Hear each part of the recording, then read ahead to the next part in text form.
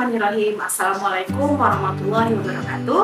Anak-anak hebat, kali ini Ibu akan menjelaskan materi biologi tentang perubahan lingkungan yang disebabkan oleh faktor manusia. Sebelum kita mulai, sekarang bagaimana perasaan kalian ketika mendengar suara aliran air yang sangat alami sekali melalui aliran sungai? Sangat menyegarkan, bukan?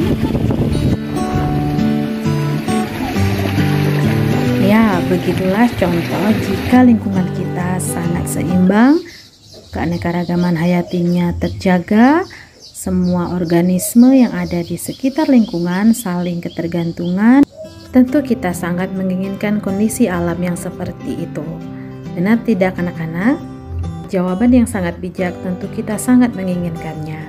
Nah, sekarang bisa tidak kita bayangkan jika kondisi alam yang asri, berlimpah oksigen, sehingga kita semua manusia menikmati karunia dari Allah Subhanahu wa Ta'ala, Tuhan Pencipta alam semesta.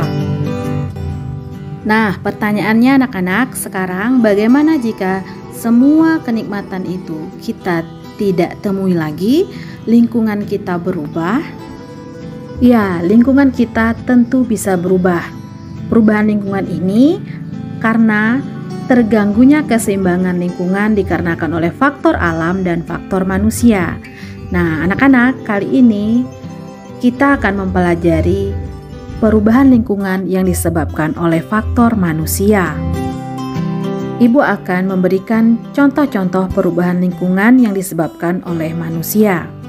Yang pertama adalah penambangan batu bara, minyak bumi, tambang emas, dan lain sebagainya.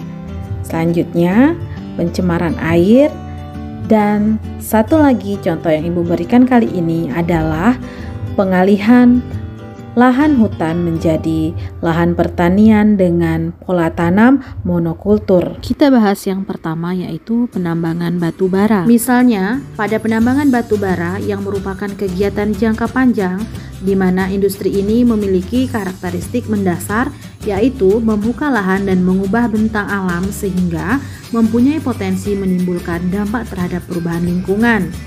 Nah, perubahan lingkungan ini disebabkan penambangan batu bara ini, maka akan terjadi penurunan kesuburan tanah, terjadinya ancaman terhadap keanekaragaman hayati, penurunan kualitas air karena populasi tumbuhan sebagai wilayah resapan akan menghilang, kemudian penurunan kualitas udara serta pencemaran lingkungan. Perubahan lingkungan besar lainnya yaitu pada pasca operasi juga meninggalkan lubang tambang dan air asam tambang yang mengandung logam berat. Berdasarkan banyak riset yang sudah dilakukan, kemudian lubang-lubang ini berdampak negatif jika airnya digunakan warga sebagai sumber perairan. Kedua, pencemaran air.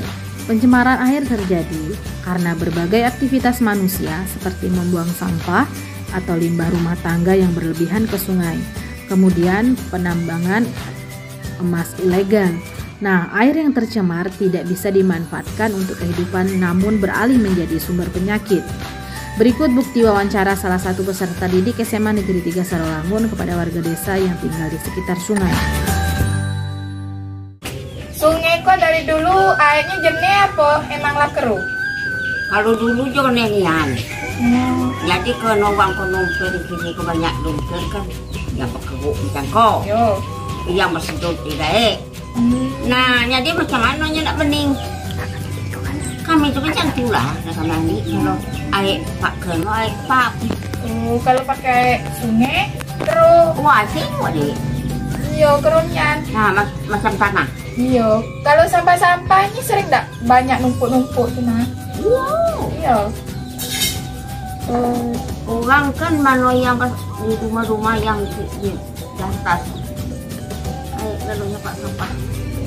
Jadi apa orang dekat Siko tak pernah lagi ni mandi ke sungai? Tak. Mandi air pam lah. Pam. Gara-gara lah kotor itu tak ni ya? Ya. Gatal badan. Kalau mandi air tu apa kau? Gatal. Wah, ternyata gatal gitu kan. Gara-gara dompeng.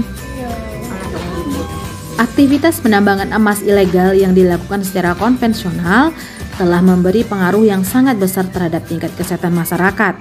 Hal ini tidak terlepas dari penyebaran penyakit baik secara langsung maupun tidak langsung. Dari aktivitas penambangan emas ilegal ini, dampak langsung aktivitasnya diantaranya muncul berbagai penyakit kulit yang dialami penambang maupun masyarakat yang tinggal di sekitar lokasi penambangan, di mana pelaku seringkali menggunakan bahan kimia berbahaya seperti merkuri, sianida, asam sulfat, dan arsen untuk memisahkan material emas dengan unsur bahan lainnya. Meskipun aktivitas penambangan emas secara konvensional ini juga memberikan lapangan pekerjaan bagi masyarakat, namun dampak yang ditimbulkan jauh lebih besar mengingat resiko yang dihadapi para penambang relatif tinggi. Yang ketiga, pengalihan lahan hutan menjadi lahan pertanian dengan pola tanam monokultur, seperti hanya ditanami kelapa sawit saja ataupun pohon karet saja. Nah, dampak dari penanaman menggunakan pola monokultur ini dapat menyebabkan keanekaragaman hayati menurun, berkurangnya kesuburan tanah akibat pengerasan struktur permukaan tanah, penggunaan pupuk anorganik terus-menerus, hilangnya organisme yang bersimbiosis dengan tanaman maupun vegetasi yang mampu menjaga wilayah serapan air oleh tanah akan perlahan menghilang. Cara menanggulangi dampak perubahan lingkungan, yang pertama, reklamasi lahan bekas tambang. Kedua, rehabilitasi lahan. Ketiga, menerapkan prinsip reduce, reuse, recycle, dan replant. Demikianlah pembelajaran kita pada hari ini tentang perubahan lingkungan yang disebabkan oleh manusia. Terima kasih, semoga bermanfaat. Sampai jumpa kembali. Assalamualaikum warahmatullahi wabarakatuh.